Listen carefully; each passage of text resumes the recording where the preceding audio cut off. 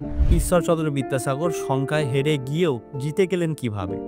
আসলে বিদ্যাসাগর বিধবা বিবাহ আইন চালু করার উদ্দেশ্যে প্রায় ১,০০০ জনের সই বা স্বাক্ষর সহ একটি আবেদনপত্র ব্রিটিশ বড়লাটের কাছে পাঠান। অন্যদিকে তার বিরোধী গোষ্ঠী রাজা রাধাকান্ত দেবের নেতৃত্বে প্রায় ৩৭,০০০ জনের সই বা স্বাক্ষর সহ অন্য আরেকটি আবেদনপত্র ব্রিটিশ বড়লাটের কাছে পাঠান বিধবা বিবাহ আইনকে আটকানোর জন্য।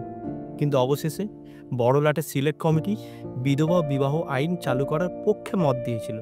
তার কারণ বিধবা বিবাহের সপক্ষে যারা ছিলেন তাদের সামাজিক প্রতিপত্তি ও মর্যাদা বিরোধীদের থেকে অনেক গুণ বেশি ছিল।